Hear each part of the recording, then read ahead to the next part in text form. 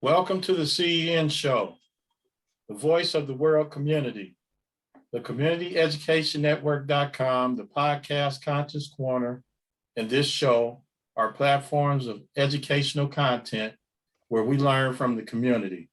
Our philosophy is each one teach one. We know that the power is in the people, and with a constructive mindset, our world condition can improve. On Monday, July 18th, that's two days ago, on Conscious Corner, Professor Amin Ra presented some valuable information that must be heard, in my opinion. And historian Joe Hembrick and Brother Mashinda made some excellent comments on the subject matter.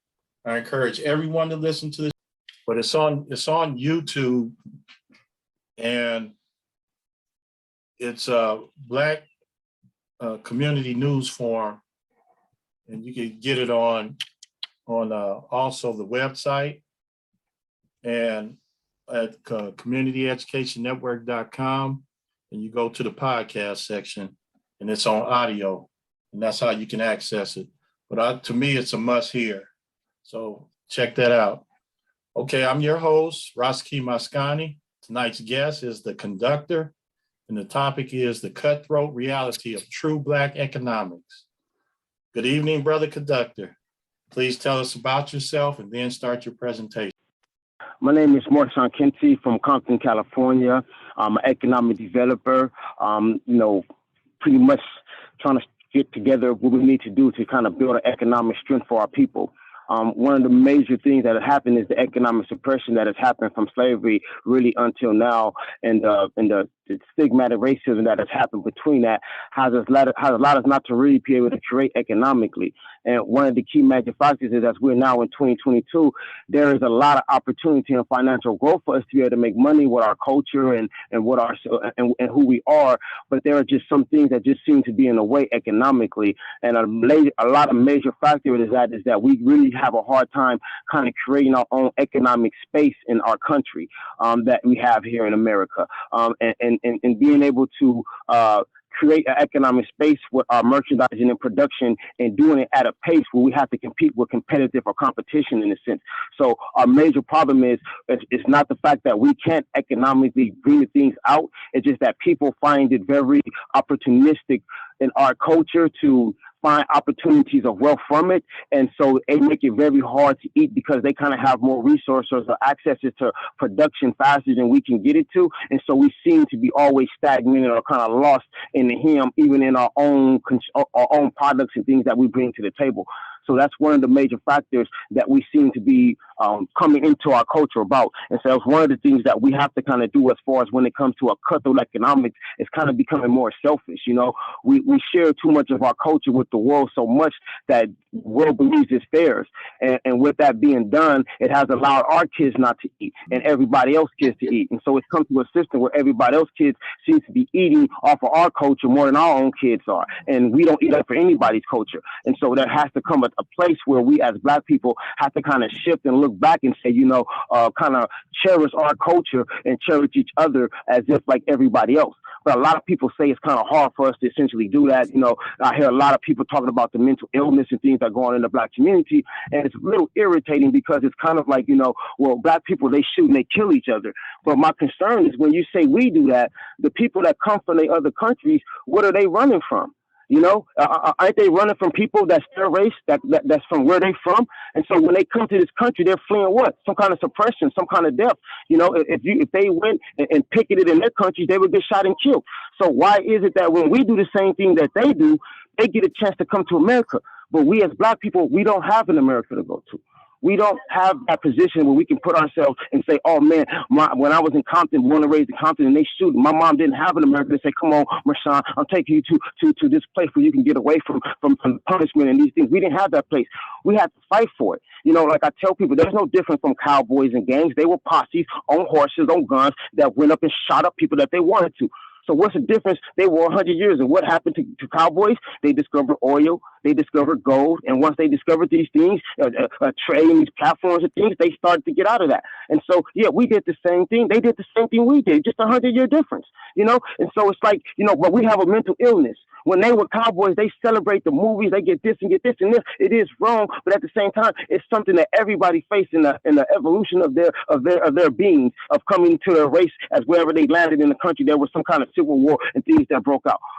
And so we're being in our own situation here in America, and not really having a outsourced resource for someone to protect us like everybody else kind of has. They kind of have a secondary country that if it gets too dirty or too bad for them, that other country can come down and look and say, hey man, what's going on over here? And we don't have that. We only have each other. And so the thing is that, we seem to be the most hardest on ourselves because we were always trained to kind of compete with each other. Kind of like when we used to get dressed for school. When I got dressed for high school, the first day of high school, I was trying to look fresher than the black dude. I wasn't worried about any other race. So from childhood as a teen, I grew up trying to make sure I stunned and looked better than my people or than my brother who was at school. Was further at school, I'm gonna be fly. I gotta make sure I'm fly. So the competition began then, and then we sit back and say, well, why we always compete with each other? Well, we started that in a sense. We kind of built that up, and so those are kind of things where we have to be able to look at each other and be able to understand that there's nobody who has not done what we've done or not doing what we're doing. The thing is, they can come to an America, and we don't have that. We build Americas, and so we got to understand this is the process and the goal that we need to kind of focus our attention on economically. So I will stop there and see if there was any questions or anything that anybody might have before I continue. Okay, so with what you just said, what can we do as a race to change that situation where we'll be able to economically support ourselves and do what we need to do for ourselves? So what would be at least one solution for that? Well, there are several solutions for it. The first thing is we have to kind of reinvent our culture and take part of our culture back. Again, we have too many people accessing our culture where we can't. And so let me give you an example. If there was a country music station, there was an Asian music station, a Latin music station, and we got a hip hop music station. Usually when that country music station is hiring, the Asian one is hiring, or the Latin one is hiring, most of their people are going to go to that piece and they're going to hire majority of their people. But when the hip hop radio station opens, the black guy got to compete with everybody for that job. Everybody's running to that to be the DJ for that one. Nobody's running. That people don't run over there to be DJs anywhere else. So when we go, we have that competitive factor in our own culture. We can't dominate. So you can listen to radio stations here in LA and you hear all types of races on their radio station, but you will never hear blacks on their radio station at all.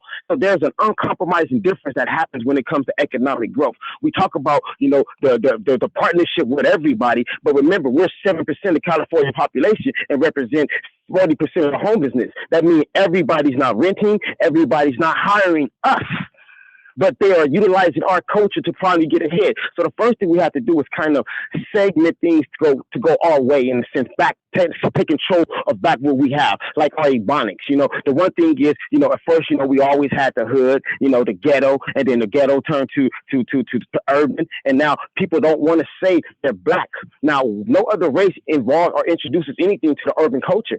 If you're talking slang, if you dance, the walk, everything is urban. It's basically black. But the thing is I don't want to say I'm being black. The other races don't want to say they're being black. So I have to find another way to say I'm being black without saying I'm being black. Oh, I'm urban. I'm urban.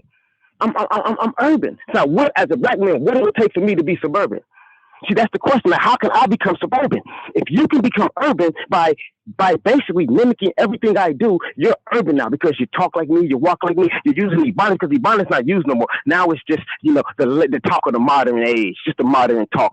We lost everything. There was a time when you had a difference between black newscasters or sportscasters. When the black people, we talked a little different. There was a little urban talking the way, bada bing, and then they had their own way of talking. So it made a difference. But if you notice now, everybody talk urban. Everybody's urban. And so it's just like as we as black men, I could never be anti-Semitic to you. Never. There's nothing I can do as a black man and you're a black man to be anti-Semitic to each other. That's something that is stronghold. Now, we all know Hitler did a lot to everybody else, but we know that's theirs. That's theirs. The atrocities that happen to you, we get that. We have our own atrocities to deal with. And that's where the word racism comes in. We have allowed people to take. Now we've been hung on trees by the thousands. When Willie Lynch landed here, he came and seen us hung by trees of thousands. He's like, man, y'all gotta stop doing this. This is unethical. You know what I'm saying? He couldn't understand why y'all just hanging. It's better. He wrote a whole letter on how to teach them how to do it. So we were hung on trees by the thousand. We were ripped of our language. Our language, we couldn't speak our language here. When someone says, they told me to go back to my country, speak my own language, speak English here. That's racist. What? You were never hung on trees. The people were never ripped and break from their families by kids and sold for 100 years. So why do you get to call white people racist? And we're like in your country, when you get violated by your own people that make you flee to America, what is that called there? What is the reason why you flee from your country and you say, I'm going to go to America because of the atrocities that are happening in your country? When you pack your kids up and you say, I'm leaving, when that man who is the president that is your race, that speaks your language, makes you run from his country, what is that called? But they're not going to say what that's called. It's okay. It's okay and it's fine. But they can come here and take our blood and sweat and everything we died for. See, there's a difference in what we did when we had to fight. See, everybody else had an opportunity to come to America. But see, we didn't have to. So we had to turn around and put our fist up and knuckle up and keep knuckling up until we achieve civil rights. Now, see, everybody else seen us knuckling up and they said, I'm going to go to that country. Nobody seen us knuckle up and said, man, I'm going to turn around and knuckle up too and make sure I get my civil rights here where I am. No, I'd rather go there and get the civil rights they got. But they call us the monkeys. We the bottom of the barrel. How does this happen?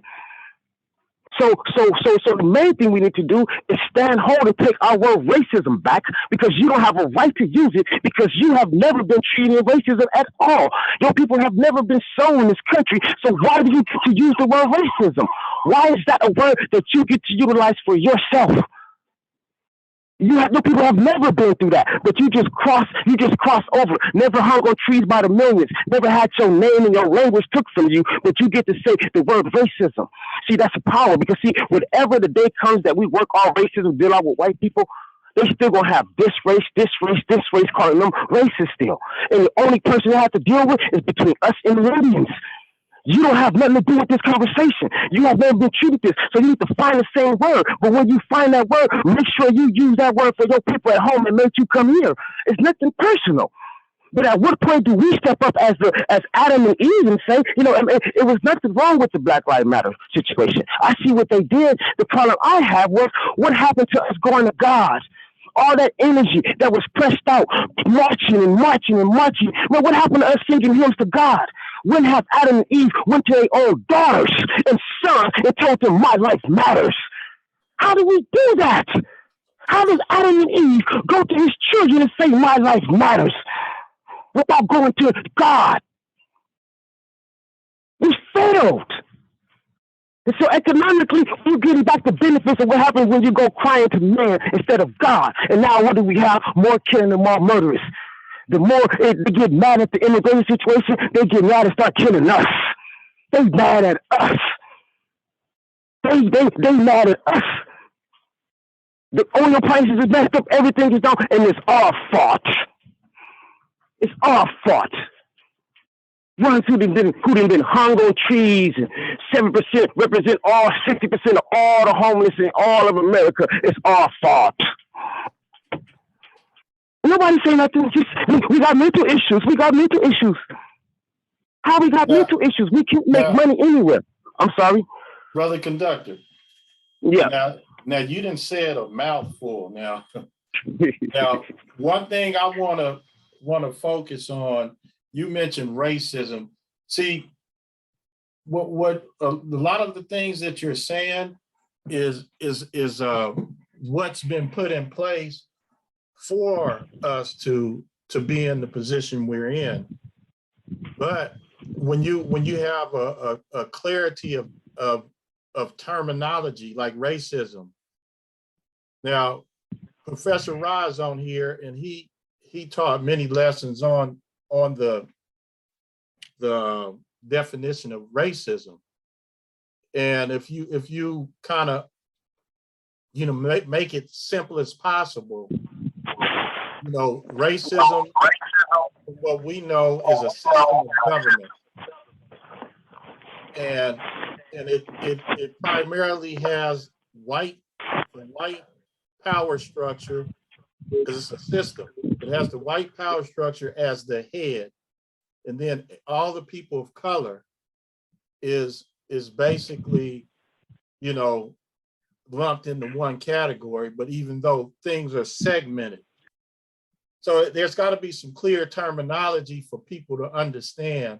So I'm gonna let Professor Ra talk a little bit about racism, and then we'll go around the because you said a lot there. You know, you made a lot of points and you said it real fast. So I'm pretty sure people caught some of the things that you said, but I want to first start off with Professor Ra by him explaining what racism really is from a simple perspective. And that way we could kind of put some things into context from there. And then I'll go around the panel and we'll get some questions and comments for you. Okay, Professor Ra.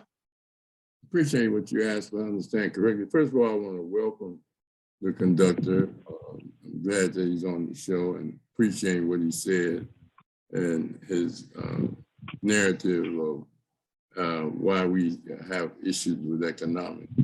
But to get back to your question, racism is a system of government culture. It deals with affecting people's lives and the administration of justice, the distribution of goods and services, and the the morbidity and mortality of life to people. There's a difference between being prejudiced, exploited, and discriminated against, and racism. Racism is built primarily by white folks. They build systems of government, laws, courts, and that affect a whole mass of people. Sometimes people have an individual experience, which is probably prejudice, and they say it's racism. Racism is when I was demonstrating with the Natasha Harlan case, after the case we came out and they did an interview with me. And I told them then, I said, murder is murder. What that Asian woman, Miss Du, did to Tasha was murder. Racism was the judge that let the lady go on probation and no other court intervened, no federal civil rights or government intervened and said that was wrong. And that if, you know, even though Ms. Du was an Asian, we came up, if you yellow, it's mellow. If you brown, stick around. If you black, get back. If you white, you're all right. There are three major systems of racism that has been recognized by the United Nations and defined by the United Nations for years. One is apartheid that's expressed in Africa, mainly in South Africa. That means living apart based upon your race, and it is structured by a government. At the end of the year, you can apply for a race change to get more status or to move up.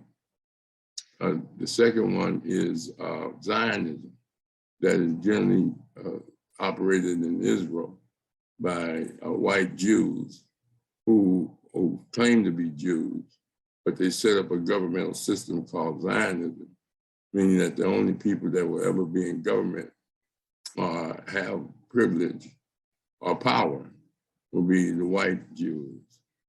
And that was defined as racism by the United Nations all the way up to the late 80s. And then a Euro-American racism is a system of government, and culture and tradition.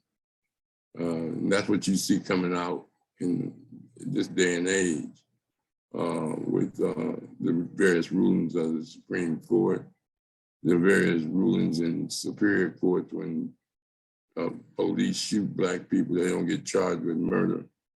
All those type of things. So, I appreciate him. Now, what I really appreciate what Brother Conductor is talking about And I'd like to hear some more of what he's saying because, he mentioned hip hop and people still in hip hop, and that was our culture, and that we have no place to go. But Ghana and other parts of Africa, Tanzania, Nigeria have always welcomed Black people who wanted to leave America and come back. In fact, as Joe said, the majority of Black people are in Brazil. We always ask the question, why do Black people stay in the South if it's so bad? Well, people are homogeneous. They get used to a way of life and they're comfortable in it. They learn to, even if it's oppressive, so there's a lot to it. But from the standpoint of economic development, this is a capitalistic society. That means individualism. That means making money off money. Black people make money around the world. Michael Jackson's stuff still around the world. Hip hop is around the world. You have every culture using. And Jay-Z them and Beyonce, they're a world act. They sing in every country, sell out arenas. We do have Black people but music is not our culture. Black music sings about Black people. What they're singing about is different things. With a culture, you ritualize being Black. Christians ritualize Jesus. Muslims ritualize Muhammad. They make up songs. That's part of a ritualization. They come up with a flag. They got a philosophy. They define life from the beginning to the end. They tell you what to eat, how to eat. You have holidays. That's a culture. You ask about what is hip hop philosophy of life? What is hip hop of morality and ethics? What is hip hop? A culture is who's practicing the culture. The culture is what is the head of the culture. Jesus is the cult. Christians is a cult. Muslims are a cult. Muhammad is the cult. They ritualize Muhammad. Judaism, same way. So I just think we have to get clarity on, use science, social science, to define the concept. If not, you take the oppressive definition of racism and you end up calling yourself one. That's about it, Rachiki. Thanks, Professor Rod. So I'm gonna go around the panel and then we'll get back to, and then first of all, Conductor, do you have any response to what Professor Rod said? No, I understand exactly what he was saying. I do want to point out that, America has been known for a racist company since 1776. We have known of racism and what they've done for slavery. So I feel like if it's a dope house or apartment building that is owned by dope dealers, and you rent out a place in that apartment building, you should expect to see some dope dealers walking around. To go into that apartment building that is owned by dope dealers, and it's a big apartment, thousands of people that stay in the apartment building, but you're going to expect to see some dope dealers because there's no way possible you could come to this country and not know its history. So, I feel like, if you walk into that circle, you want to expect one or two people to sell some dope around you, out of those people. So you expect that. So I don't feel like it should be as harsh a feeling as it has for us who lost everything, our whole dignity. Like I tell women, they just lost y'all. I just started being able to give y'all virginity ways in the freaking 1900s, 1800s. Y'all couldn't keep y'all virginity. Y'all lost y'all name and y'all virginity. Y'all was in 13, 14 walking around. There was no 15-year-old Black women walking around with their virginities in 1800s, 1700s. So it's just, I hear, but I understand his point exactly. I digress. Okay, thanks. All right, Sister Aziza, welcome back. Haven't seen you in a while. How you doing? I'm well, glad to be here. Thanks for, always having a good show. Okay, so do you have a question or comment for Brother Conductor? Um, Not at this moment. I was just gonna say that, his point of view is very insightful and I can understand, how he feels, where he's coming from. Just speaking by myself personally, um, you know, just having some kind of like identity crisis at some point in time in life, and how it affected me. So that's how I kind of put it into perspective of what he's saying about, our culture and, just the mixing of everything. Just there's really no identity, for, I'm just gonna say black people. I don't know if I'm right or not, but I have felt that. But that's pretty much all I had to say. I don't want to expand no more. Thank you. All right, thanks. All right. Uh, we got uh, Sister Make It Happen is here tonight. Sister Make It Happen. Greetings, greetings, family. How are you? Greeting elders, greetings, fam, and greetings, conductor. Greetings to everyone here. And I'm doing well. How are you, sir? Fine, fine. Thanks for coming. Questions, comments?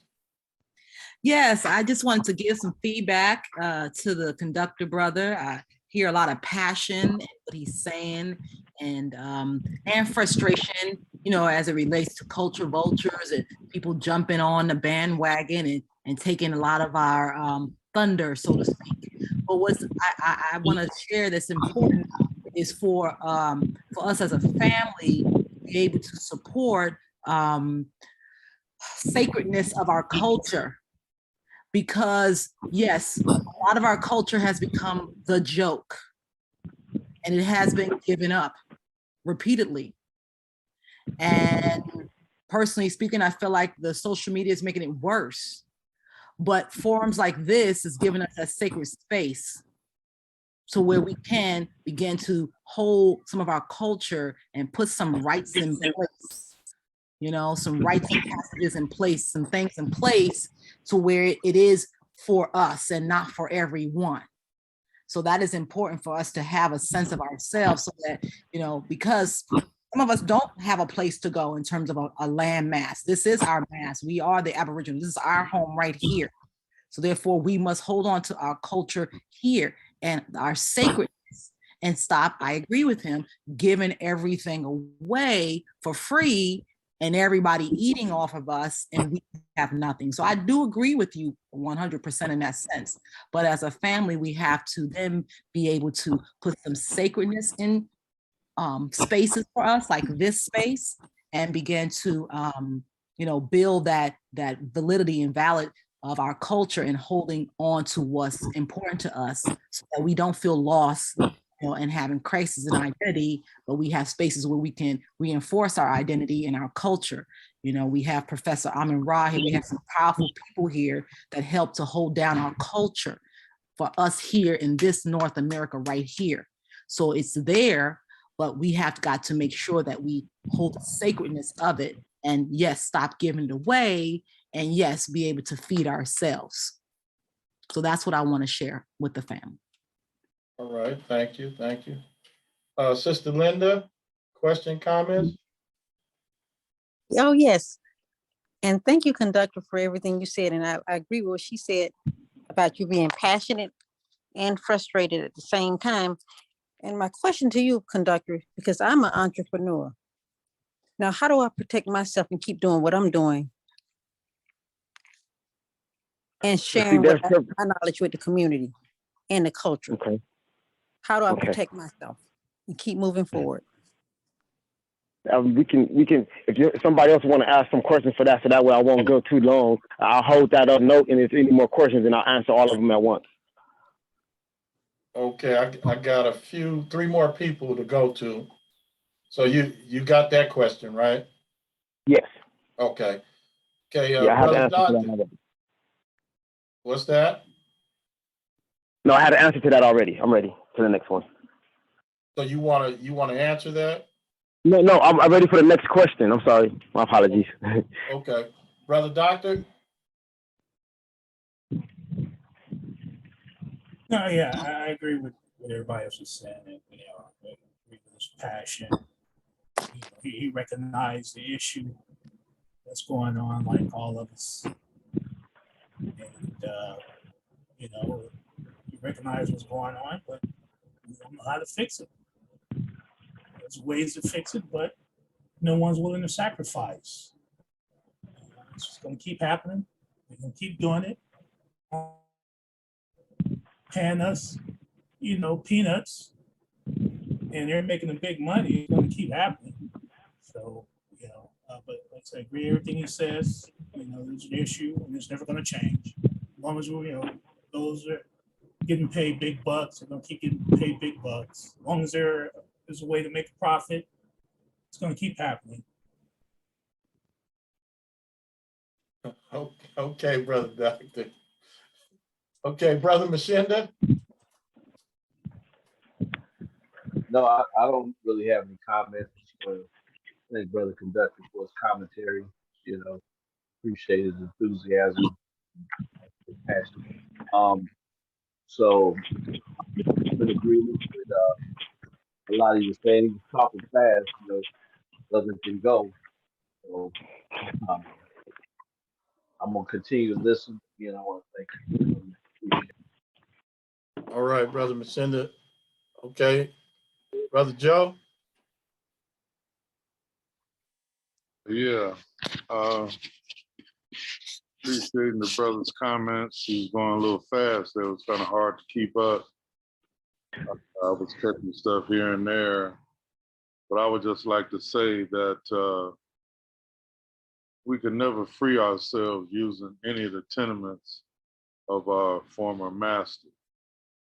And that's what we're caught up in most cases. And till we get back to what we were about before we met any other people on the planet, it's going to be a tough situation. And I would just like to say that we need to try to stay in tune with nature, which was there at the beginning, and study what our folk were doing then and how we prospered.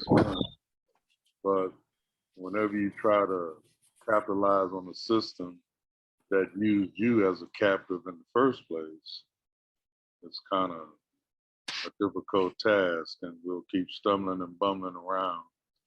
And I like to also say that every other ethnic group on this planet has borrowed from us, from the so-called cultural aspects of African Americans, African Caribbeans.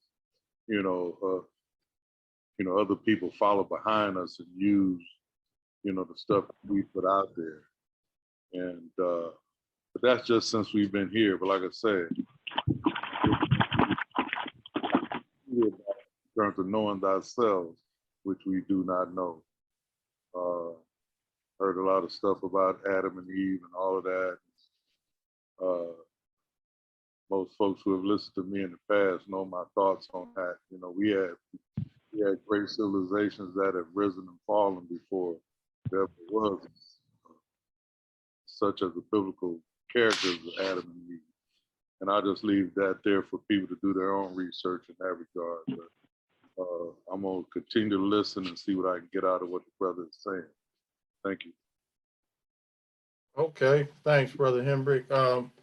Okay, so the conductor, you can respond to Linda's question, Miss Linda. Okay. Yeah. So, it really boils down to a major part, and it seems so small, but it's really big, huge for us. When you talk about like the 80s, you had a lot of immigrants. They would sell a lot of oranges on the freeways. And you would see them selling oranges by the freeways, and you would see them with a basket, and about a year later, they would have a truck and a car. You know what I'm saying? And you would see the progression of that. But you probably never, ever seen Black people ever go and start selling oranges on the freeway.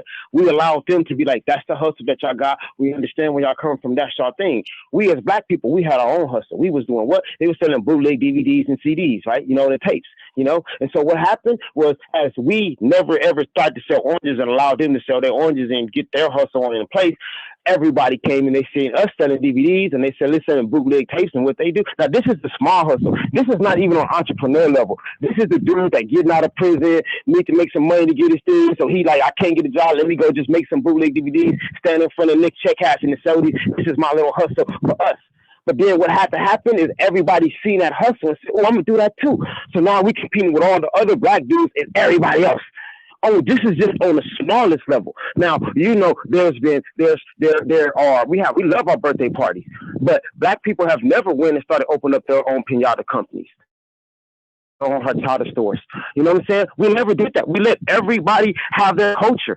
We don't open up Chinese restaurants and things of that nature, but everybody else opens up soul food restaurants. Like I said, when Black China came out with her hair lashes, as soon as that popped in, Maybelline and everybody else came out with eyelash. It became the biggest thing. I mean, I see once Black women started going to eyelashes and start building those up and doing an eyelash thing, I mean, you see every company that was doing nails started opening up eyelash thing. So Black women never had a chance to get her shop open because she had to compete with 15 different shops right there. Now, Black women have supported nail shops, Asian nail shops for years. So economically, what our struggle is seeing like, how can we make some money and start to build it? But we can't, because again, when it comes to cars ride by with the booming system, we make that famous through our culture. Everybody says, oh, I'm going to go buy auto equipment and sell it. We want to do it. Everybody else want to do it too. The same thing with the rims. We make rims famous. We sell it. Everybody else want to sell it. So we can't make money now because we got to compete with everybody. So it's hard for your one company where 5 or 6 different ethnicities are selling it too. So how are we supposed to move? So if Black women tomorrow came out, oh, the hottest new thing is glow in the dark nails. If glow in the dark nails became the hottest thing, she wouldn't be able to even get her store opened up because you know what? It'd be sold in every single store that's possible before she could even get it up. So there has to be some break off from us economically with other ethnicities to be able to say, now we have 2 projects that we're working to try to put together. We want 5,000 businesses in their countries. We have supported a lot of entities in our communities, in our Black community. Y'all sold us alcohol for years in our communities, you know? And so why can't we have 5,000 businesses, small businesses in Korea? 5,000 businesses in China, 5,000 businesses in Mexico or somewhere in South America. Why can't we? We supported many businesses there. This would be a great way of transfer of power and financial money so that way we have businesses that's out there that's making money here that we can just, you know, I can sit down a little bit. I ain't got to work as hard because my money out there in Africa, my money out there in China, the company I got out there in Korea, and create these relationships because we sent a lot of different ethnicity kids to school in our communities.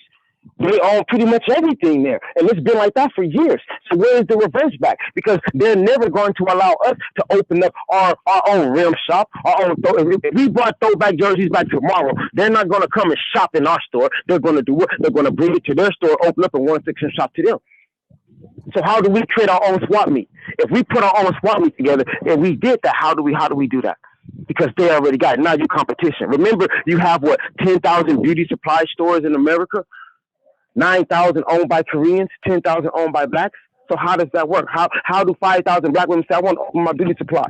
Now they don't have to manufacture their own products and get that parts and where that comes, just like the young Black girls that had their new company going. And what Korea did, when they were shipping for their products, they shipped it to them for way more than they shipped it to their own people for. And so when that happens, you get the atmosphere where we lose. Because the product that we had to buy from them, say, I'm buying this from you, was $10 for you. But for my people, I'm only going to sell it for $4. So we're not in a position to move like that. So we have to get the people around us outside of the government to say, hey, it's about time we all pay homage to economics together. We win together as a team. It's not a problem, but the thing is, it's hard for us to create. I'm sorry, somebody interrupt. Somebody wanted to say something? Well, I wanted to interject a little bit. Okay. Before I lose, I wrote down a few points that you brought up, and Miss Linda was talking about how do I, protect that. Well, see this is exactly why we had this platform. Now let me just say a few things. We had a guest from Ghana, and she's over in Ghana doing business. She lived here in the United States, but she's been there for about 2 years. But she's doing business in Ghana. Now we have 9 people here. There's ways to contact her and be able to feed her business in Ghana, especially when you want to travel over to Ghana and you have a place to stay. The networking is a possibility to start harnessing. If you want, because the market is free. These markets are free, so whoever has the desire to have a product and sell those products, you're able to do that as long as you're doing it legally. And sometimes people are doing it illegally and they get away with it. Now, that's one thing. Another thing, my daughter is fully licensed as I don't know the correct terminology, but I know she does the feet and the nails. Is it called podiatry? I don't know. I don't know the correct terminology for feet and nails. But Yes, say that again, Miss Linda. yes, it's podiatrist. Yes, Okay, well, thanks. I got it right. Okay. or yes, as if she's Oh, healing with pain in the nail, and she's doing Cosmetology. okay. cosmetology. She's my wife just told me she's a manicurist. So now she's fully licensed, and she travels to do her services, and also she has a place where she's housed to do it there at a shop, and it's right across the street from the SoFi Center. So she's local. So we got everybody here is potentially a person that would want feet and nails done, just to keep your things working and functioning good. It don't have to be for beautification. It could be for just upkeep of your feet and nails. So we have a network of people here. You guys can give your business to her, and she's good. I wouldn't say she's bad, but she is good. And I have it's people in the family that get their feet and nails done, their hands done. So these are ways we have a platform here. We have to network and just to make it happen. Said family. We gotta make this whatever we want. We got to bring it into fruition. So we have a contact in Ghana now for travel in Africa, and even other things going on in Africa. And then we have a person that's a manicurist in my family that could do hair, nails. So we have to network and make sure we're giving our business to Black people that are in business, and also develop businesses. Go ahead. It's a little different, on the aspect of it. You got to remember something. In all these countries that a lot of the people come here from, a lot of the immigrants come here from, if you go to their countries, especially the lighter hue ones, they have people that look like us in their country. They have people that look like us in their country. And if you look in those countries, those people really are treated, really are in the worst conditions in their countries. If you go to anywhere in South America or in Asian places where the darker people live, those places are really the poorest places in those countries. So the lighter hue people have a very different outlook when they see people of dark skin, just from growing up in those communities, or just saying like they always look at them as that. So when they come here, the mentality kind of stays the same. They just know that there was a little heartache there and they got a little bit more than the people we from, but still the class range doesn't mentally change. So if your daughter and we work together, we said, okay, you're a manicurist and we're going to do tea and manicures. franchise, a tea and manicure franchise for you, where you're going to have tea, manicure, and we're going to get special herbs from Ghana. It's going to be the most listening tea. What's going to happen is every other manicure shop in there that's owned by every other race, they're going to start doing tea too.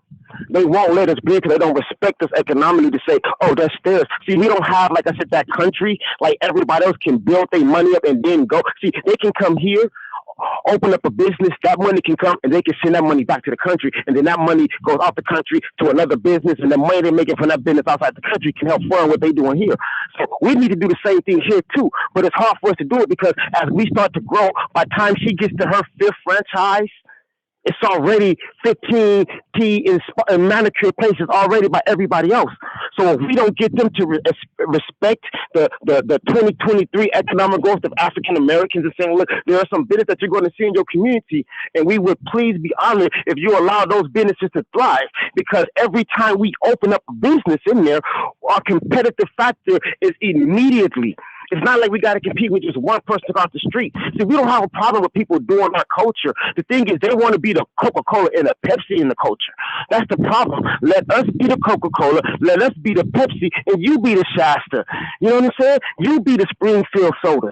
And that's the problem. You know what I'm saying? Let us do that. And so that's what we need to put the aspects at, because that's not what's hurting us. What's hurting us is that they don't feel comfortable walking into the store buying from us because it feels demeaning to go buy from a. I'm gonna go get into today's store. Okay. So what's going to change that narrative is you and me and the people on here.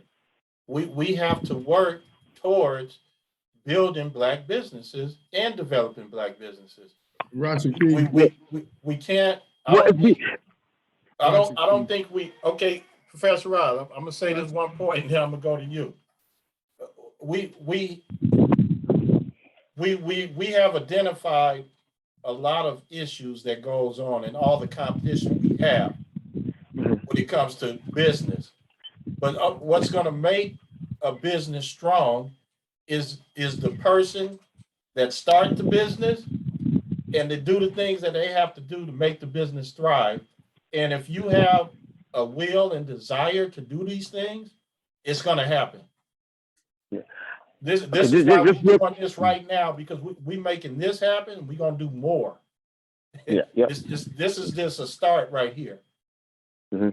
Before you let the pastor, I just wanted to say, it's a mentality that's gonna push us in the direction we need to go. Professor Rob wanted to say something. Go ahead, Professor Rob. I taught course Black economics in the Black community. You'd be surprised at the Black businesses that Black people own that you don't even know that they own. I mean, we got, and I'm not, the local ones, of course, barbershops. We used to have shoe shine stores. We used to sell the Jet. We used to sell newspapers. We worked our way up. Barry Gordy had to borrow money from his family to start Motown. It's a little house if you go to Detroit. Then he got a big mansion and a big skyscraper here in Hollywood. The same thing with Johnson Magazine in Ebony. He bought $700 and he started his business. There was Black businesses that used to go up and down Wilmington and Central in the hearts of Watts. Compton used to have a number of Black businesses, downtown Compton, where they had their theater, where they had a Second Pacific Bank on one side, Bank of America, J.C. Penney, then Black shops up and down the street. We had hamburger stands before McDonald's. We had and Jack in the Box. They wouldn't even come to our community when we were selling it until they saw a market for it. And they came in here with these 15-cent hamburgers in 90 at that time. Many Black people had sold their businesses. They sold their businesses because the people was offering them a minimum offer they couldn't refuse. And then I agree with the brother. Yeah, there's prejudices in other countries, but other countries don't have immigration policy. That allow that. The only reason the masses of Black people in this country right now is because they were a part of human trafficking and the Holocaust of enslavement. If you try to be a Black person and come to America now, it'd be very hard unless you have resources. Well, we got Black billionaires. We got Black people that own schools, own major shops. Black Enterprise used to put out a magazine, 100 top Black businesses. And at one time, Fedco was operated by a Black person. I mean, I know we can always look at the negative, but also look at the best that we do in service and in prosperity. Look at what Jay-Z doing. Look at the brother just gave $10 million to Compton High to start, or 20 million to start a performing arts at the new campus. LeBron James opened up a school. Oprah Winfrey opened up schools on the continent of Africa. Nah, he's right. Prejudice, racism, you got it, Rusty. Rusty told us years ago, racism was a global dynamic. It wasn't just in America. You understand? Yeah, they just had an article on Chinese racism.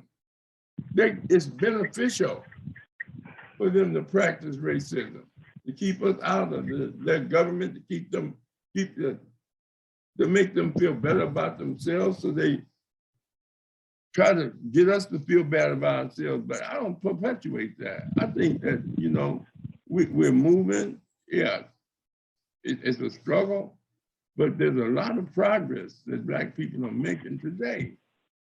And for us to be where we are today, we got Brother Doctor on here, Brother Joe, entrepreneurs, they own property. Just today, they had to give the deed to the Bruce Beach. It took years for them to struggle to get the property back. If you're looking for Black people to support Black businesses, it's gonna be hard. People buy things that's convenient. They do it on Amazon now. It made it even worse as far as doing Black businesses.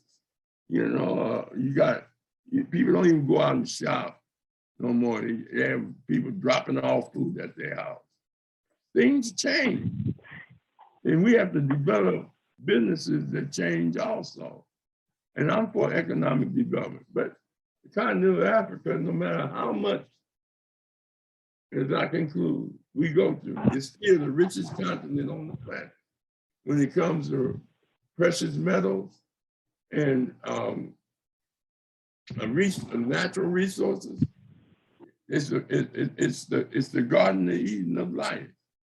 Everything that go into a car come out of the continent of Africa in making a car. But at the same time, we don't control the resources. Why? Because as Joe say, and as the good doctor say, and as Machinda say, we don't have the power, the military power to keep our stuff into defending ourselves. And most Black people, many of them don't necessarily think that way, because they, as Joe said, they've been trained by their oppressor. To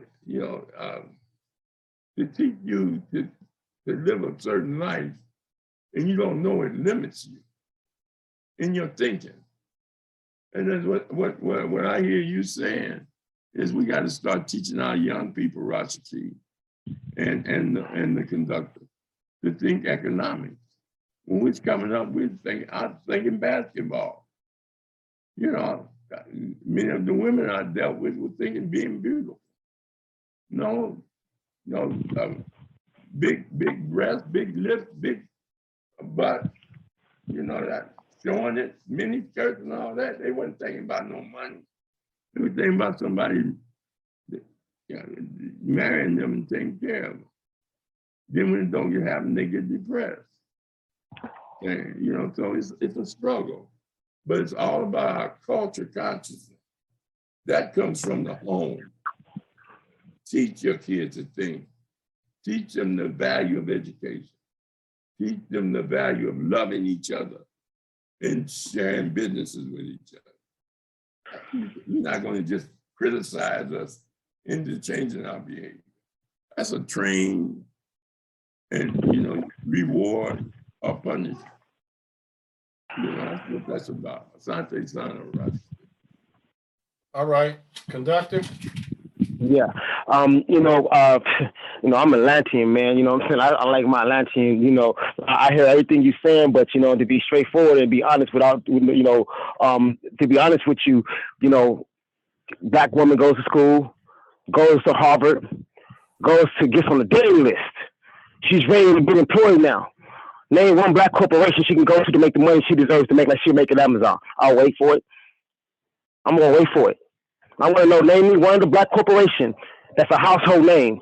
That's like Coca-Cola, that's like Pepsi, that's like Kellogg's. I just want one black-owned corporation. Brother, just one name that's a household name. Brother, you see? A black woman runs that.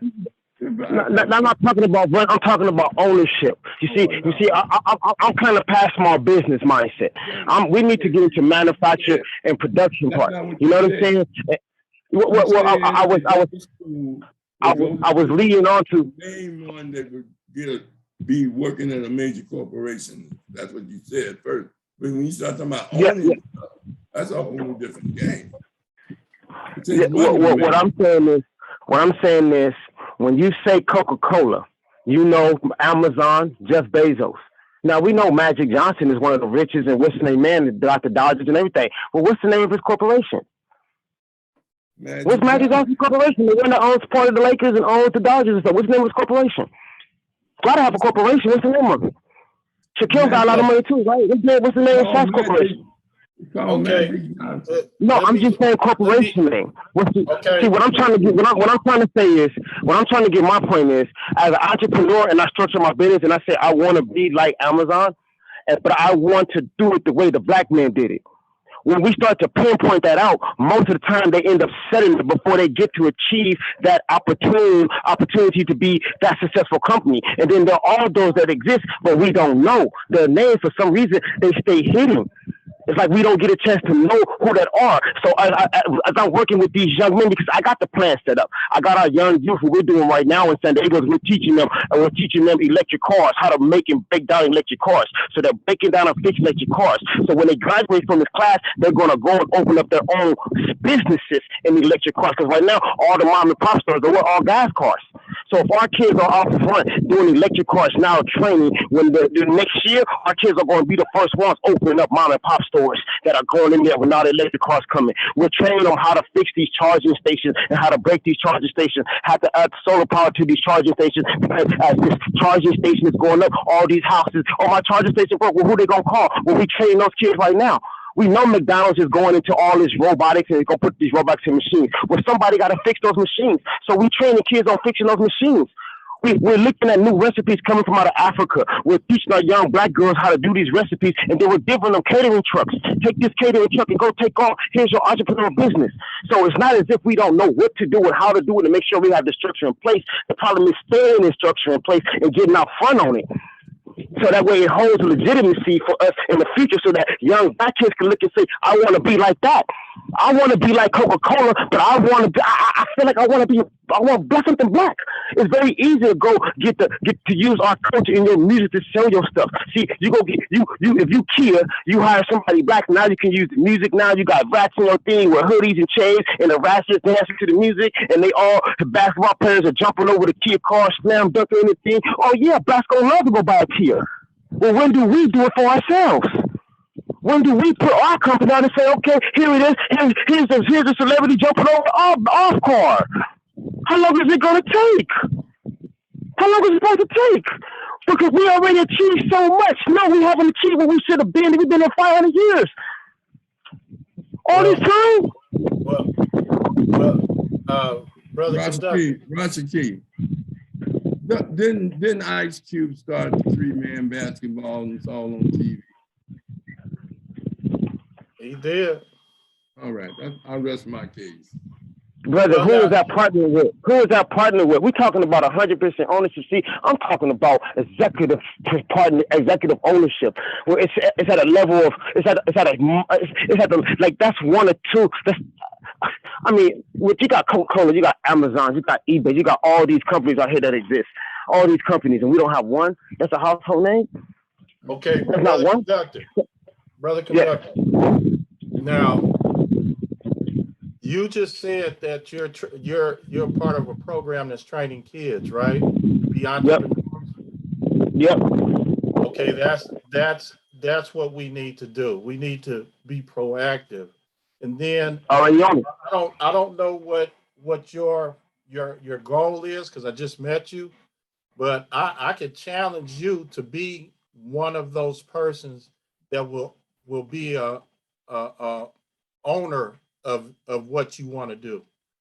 That's a challenge for you to reach that pinnacle and then have people that's backing you that has your best interest to help you get there. And you're in company with people that will push you to your goals and help you get there in our small little ways. But that's a challenge for you to come up with that type of ownership, and that's what we got to strive to do. Now we talk about these type of things on a regular basis, and we got to recognize it. And I'm just going to reiterate what Professor Rob was saying earlier and on other shows.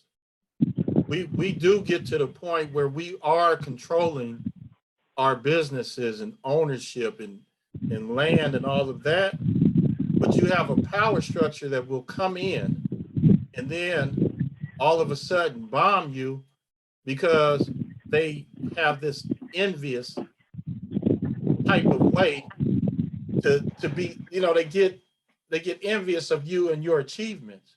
So we're in a, like Brother Hendrick always say, we're in a war. And they gonna knock us down at times, but we just gotta keep picking right back up. Because you can't quit. So I'm challenging you to be one of those people in the future that's running things. And you definitely have our support, what support we can provide. So, that's that. I want to encourage you to go in that direction and keep doing what you're doing. It's gonna it's a like Professor Ross said, it's a protracted struggle, and we just got to keep pushing forward, man. We Well, we I think you we have to. Can I We please, look at can I it. please add to that, please? Okay, Sister Linda, go ahead.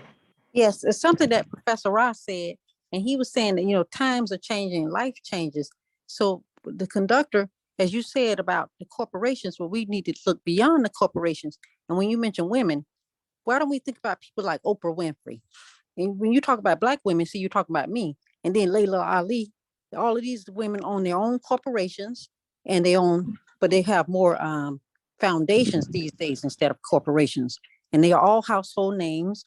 And then when you talk about, I'm going to start with Oprah Winfrey. Like I said, she is a self-made millionaire, a billionaire probably. And she has not only just the magazine, which you probably know of, the O magazine, but she also has a school. Did you know that she in South Africa? She owns a school for women, many, many women, not just 10 women or 12 women. I'm talking thousands of women. And then here in America, she has the Angel Network, which is a whole nother foundation that gives back to children here in America. So, and then I mentioned Layla Ali. That's Muhammad Ali's daughter. She has a foundation. It's not a corporation.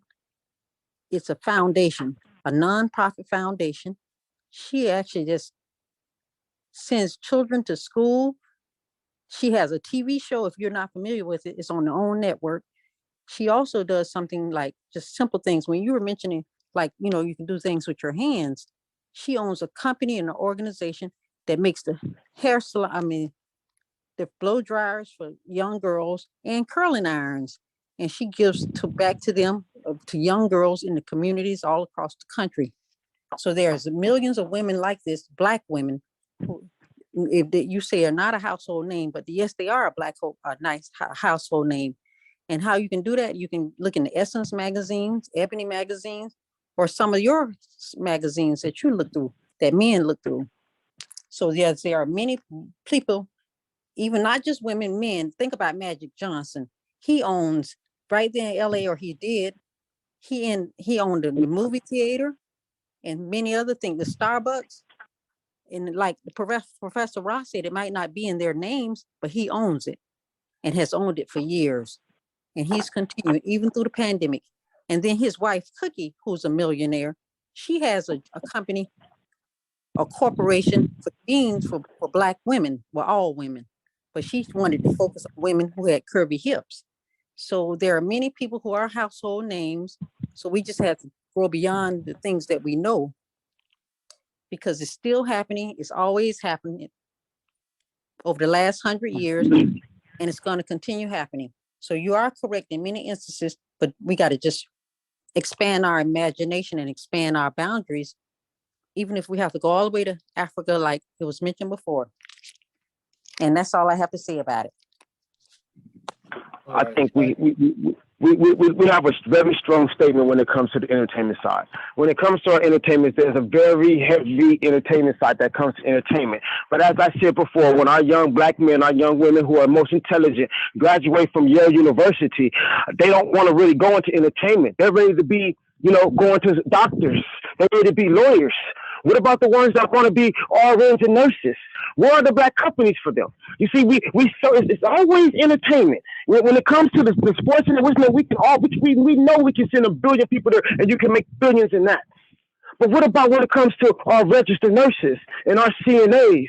And when they get ready to graduate, they struggling around looking for somewhere to go because nobody want to open up a Black hospital. No, because I'd rather open up and go get a basketball team. It's cool. It's no problem because we doing that. We want to set the change up so that when our Black women go get there, they don't have to go because, you hey, come twerk in my video. That's the job for them. Come get in this video and twerk. Come get in this video and do this and do that. Now, I know there's a lot of educators that get in there, they got the phrase to set up, but let's just talk about the real from the ground floor of it up. When it comes to the young women, I get that. When they're stuck in school, something might have happened and they're working hard to what's name. It's very normal for women to strip in college. She's just stripping to get through college. It's normal. It's normal. It's okay. Why do women have to strip? Men don't do it. Men can figure out a way to get it set up in place. So there's no outlet for our young women where we can set up and say, here's this foundation that's for you, in the sense that we control without it having to be in a sexual position outside of their aspects. Because if they go into school, they have no part to depend on anybody else once they graduate with that super master's degree. They're in everybody else's hands. So our most educated, most powerful Blacks end up in everybody else's hand because we fail to develop the manufacturing and production part on a Coca-Cola level to do what we need to do. With all due respect, it's just a new season. It's a new Black man coming to the forefront. It's too late to prepare for him because he's already here. With all due respect, I can't accept that. All right, brother I Conductor. digress. We just gonna go around real. We heard from Professor Rob, and Miss Linda. We're gonna see if the rest of the panel have a final question because we're gonna conclude after this. Okay, Sister Aziza, anything? No, not at this moment. It was very insightful. Thank you. All right, thanks for coming. All right, brother Doctor. Yeah. Like I said, Professor Rye, he's right, and his brother got to understand. I agree with everything you said, my brother. Corporations on that grand scale, like the other sister just said, you forgetting about Oprah and all the people like her. And I can't remember the name of the brother who was on the Breakfast Club, the contractor that's building all these buildings, a billionaire. I remember seeing a little story on the brother that built the Compton Shopping Center, I believe. He has his own corporation, and he was upset because I think McDonald's only let him build McDonald's or corporation. I've been in a little kind of circle. I don't know a lot of people, but I met a few people, a lot of brothers that have their own businesses. Like Brother Rod and Sister said, you just don't know their names, man. It's a lot of people that own brothers that own stuff. It's not out there. Matter of fact, I have a partner I talked to that's up in Sacramento. Sister opened up her little boutique out there in the white area. When they came in and found out it was Black owned, nobody would patronize it. So she got one of her college friends, after a few months, put up the sign under new ownership just to be the face. That store sells out. She's making millions, man, because they think it's white owned. But she has her business, man. I hear what you're saying. You're doing something with the youth. And I guarantee you, brother, if you get that program working, you get that off the ground, you're gonna be surprised by these brothers that's gonna come make contact with you that own these businesses, gonna throw you some ideals, man, that you gonna say, oh, I didn't know you guys own this, or you did this, or we did that. You're gonna be surprised, man, when you start getting in that circle and mingling around people like-minded like you that own businesses, man. It's there, man. It's a lot of hidden. Just unfortunately, man, that we do value, undervalue, but it's a lot there that kind of keep it on a low profile, so you keep making their money, man. Because like you said earlier, once they find out it's Black on, nobody wants to patronize it, man. I've been there before, man. I know what that feels like, and it's tough, man. It's tough. But there are corporations out there that's Black owned. You do your research, brother, you'll find them. You'll find it, man. It's just not publicized a lot. They're doing their business and just going on about life, man. You will see them when you get your stuff rolling and it gets big. They come to you with ideals. And another thing, man, why be Coca-Cola? I like to be the guy that sells sugar to Coca-Cola. Let me sell them the sugar. You want to be a construction company. Now, I like to be the guy to sell you the nails, man, or the lumber. It's a lot of ways, man. You can make more than, money or being big business, man. You don't have to be Coca-Cola. Be the guy that sells the aluminum to Coca-Cola. Be the guy that sells the nails. The sugar. All the other ingredients in there that's killing us. I don't know why you want to be like Coca-Cola. That's killing us, man. I don't know why you want to be McDonald's. That's killing us. All the big corporations you look at, man, they're killing us. They're giving us diabetes. We're slide death. But, you're talking about electric companies, man. No, I meant more than brand recognition. Companies, I agree. You're talking about electric cars. Yeah, man, you go electric car company, but don't forget, man, those car companies need batteries. They need we got them fixing that. We got them fixing batteries. Parts. There's a lot of parts to that electric car company, man, that you can and they train on every part. Yeah, they train on every part. You got to train on every part. Yeah. Right. Yeah. Okay, man. They train on every part. And I didn't mean Coca-Cola as it want to be like Coca-Cola. I meant its branding name. You can go anywhere. When you say Coca-Cola anywhere in the world, people just know what it is. There's no question about when you say you want a Coca-Cola, people already know, oh, I want that. And that's what I mean by the level of business. When somebody says a company name, when you go anywhere to any city, any state, anywhere you go, everybody know what Coca-Cola is. So that's what I mean by brand recognition. I'm talking about having Black companies that have the brand recognition as Coca-Cola, not researching and looking for it. You say Coca-Cola, people already know exactly what it is. That's what I'm saying. After 400 years being here, we don't have that. And that's what's unacceptable to me. Okay. Let me, Brother Doctor, let me go to Hembrick, and then we're going to go to Sister Making It Happen, and then we're going to conclude. All right, Brother Hembrick.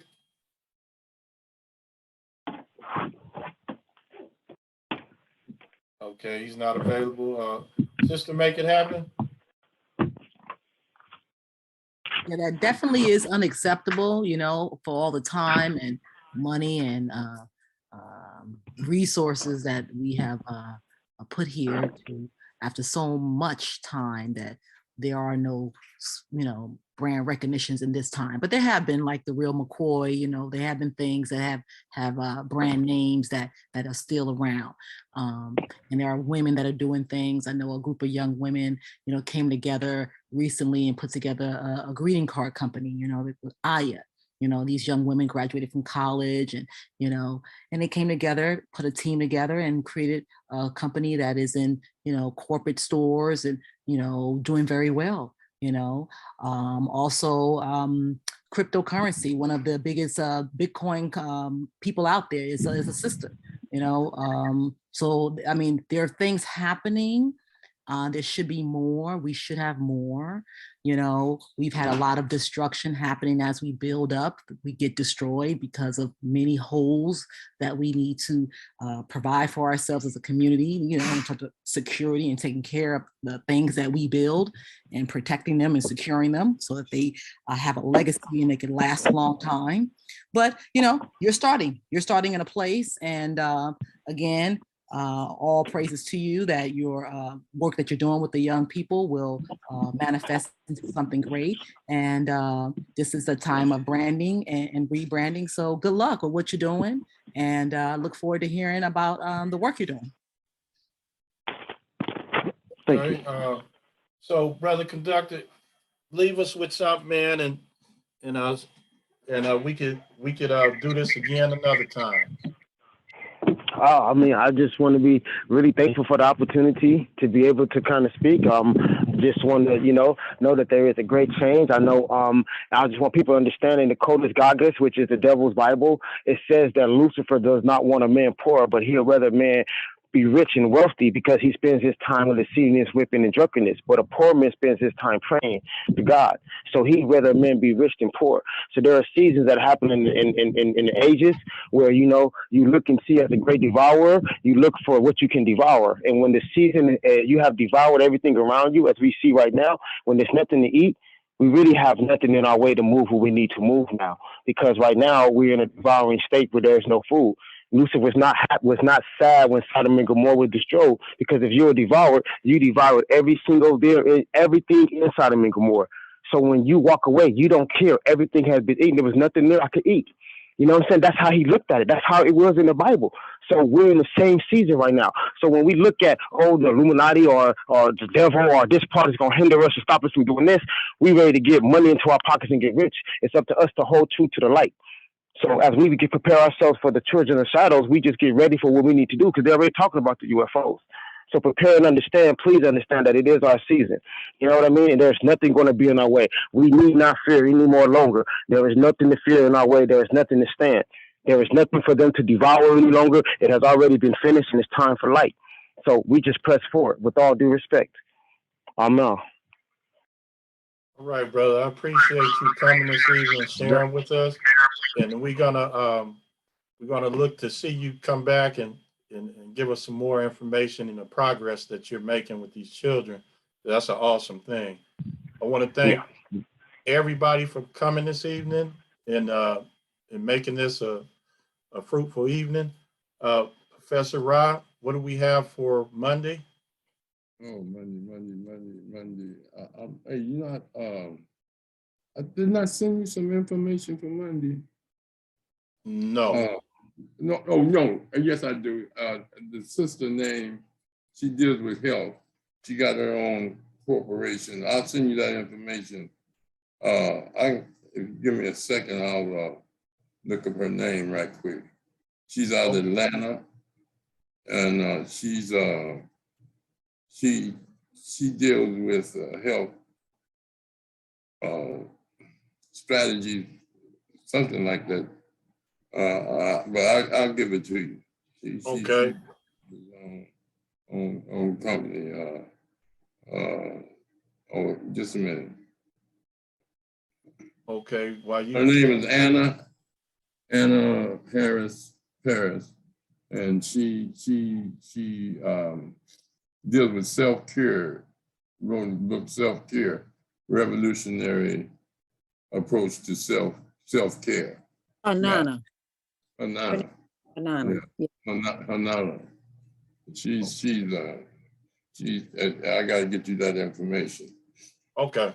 So for next Wednesday, we got Kawabina Sakiti Jijaga Rasuli. That's the brother of Straw that's been on our show before and the nephew of Geronimo Pratt. And the topic is the sad, embarrassing, dangerous state of Black music. So that should be some good information that we're going to receive. So again, I want to thank everybody for coming this evening. And we're going to keep doing this until we can't do it. And hopefully we'll be able to pass it on when we can't do it. So everybody have a good evening. Conscious Corner, and each one teach one.